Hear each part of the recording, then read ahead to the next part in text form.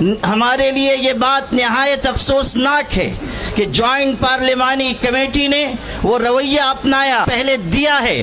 اس نے یہ واضح کر دیا کہ وہ امینڈمنٹ بل میں ترمیمات کے لیے سنجیدہ نہیں ہیں، بلکہ وہ کسی مخصوص ایجنڈے کے اوپر کام کر رہے ہیں.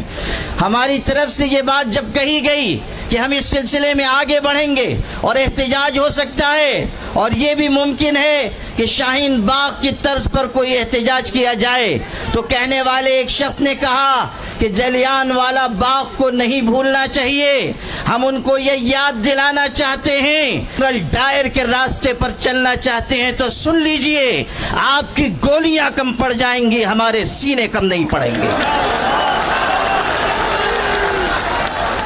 آپ کس کو دھمکی دے رہے ہیں اور آپ کس قوم کو مخاطب کر رہے ہیں کہ آپ یہ سمجھتے ہیں کہ مسلمانوں کو خون کی ننھی منی ندیوں سے چل سکیں گے؟ سن لیجئے، ہم وہ ہیں کہ خون کے بحر قلزم سے گزر کر بھی داستان عزم و عزیمت لکھ کر آپ کو دکھا دیں گے. میرے بھائیوں، آج یہ بات کی جا رہی ہے کہ نہ دیں گے. اس وقت کیا ہوا تھا میں یاد دلانا چاہتا ہوں. جب گولیاں چلائی گئیں تو وہاں پر ہندو بھائیوں کی، سکھوں کی، مسلمانوں کی لاشیں ایک دوسرے کے ساتھ ملی ہوئی پڑی ہوئی تھی.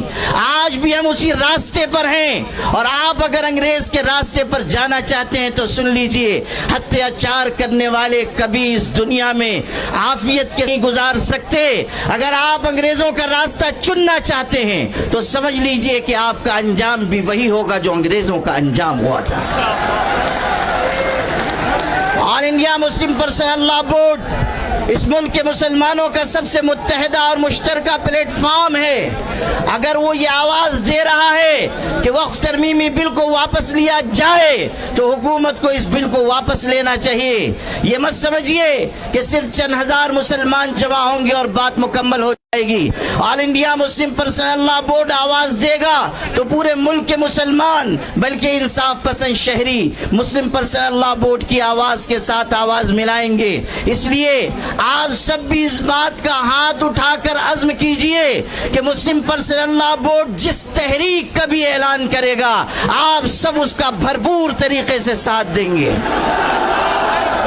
آپ اس روزے کی حالت میں اس بات کا عزم کیجئے کہ ہم انشاءاللہ اپنے حقوق کی اپنے حقوق کی لڑائی آخری سانس تک لڑتے رہیں گے.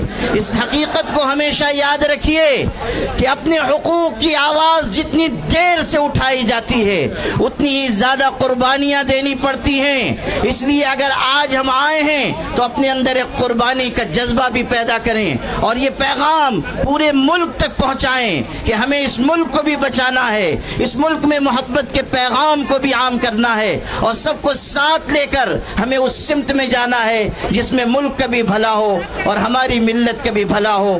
آپ کی یہ قیادت جو یہاں موجود ہے، اگر آپ اسے بوڑھی اور بزدل قیادت سمجھتے ہیں تو سن لیجئے، آج یہ یہاں بیٹھے ہوئے ہیں، لیکن کل اگر اللہ نے ایسا موقع دیا کہ ہمیں اس لڑائی کو آگے بڑھانا پڑا تو آپ دیکھیں گے کہ یہ قیادت قلم اور کاغذ چھوڑ کر ہتھکڑیوں کا بھی استقبال کرے گی اور اپنے سینے کھول دے گی، اور آپ کی لڑائی آخری سیڑھی تک لڑی جائے گی. اسی لیے میں یہ کہا کرتا ہوں اپنی قیادت کے بارے میں کہ یہ الگ بات ہے کہ چپ چاپ کھڑے رہتے ہیں، پھر بھی جو لوگ بڑے ہیں بڑے رہتے ہیں. ایسے درویشوں سے ملتا ہے ہمارا شجرہ جن کی ٹھوکر میں کئی تاج پڑے رہتے ہیں. وآخر دعوانا